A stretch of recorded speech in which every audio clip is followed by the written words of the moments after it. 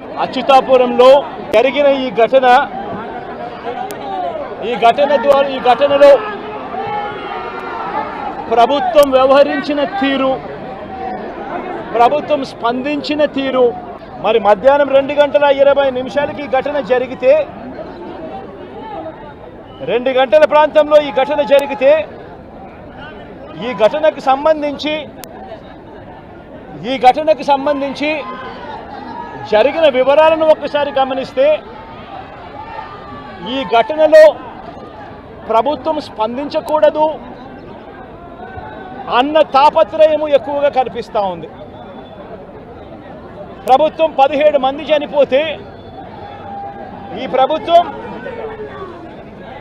మొట్టమొదటిగా సాయంత్రం 4 గంటలకు హోంమంత్రి వచ్చి ప్రెస్ మీట్ను అడ్రస్ చేస్తూ తాను మాట్లాడినప్పుడు కూడా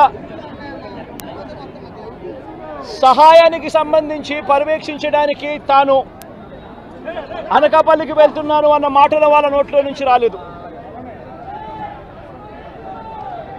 మరో గంట తర్వాత అంటే సాయంత్రం 5 గంటల ఆ ప్రాంతంలో కార్మిక శాఖ మంత్రి ఎవరి పరిధిలోకి వస్తుందో, ఈ డైరెక్టర్ ఆఫ్ ఫ్యాక్టరీస్ అనేది ఎవరి పరిధిలోకి వస్తుందో, ఈ కార్మిక శాఖ మంత్రి కూడా ప్రెస్ మీట్ పెట్టి ఎంతమంది చనిపోయారో తెలియలేదు అన్నాడు. వివరాలు లేవు అని మాట్లాడతాడు. తాను కూడా హుటాహుటిన అక్కడికి వెళ్ళాలి అనే తాపత్రయం కూడా చూపించడు. ఘటన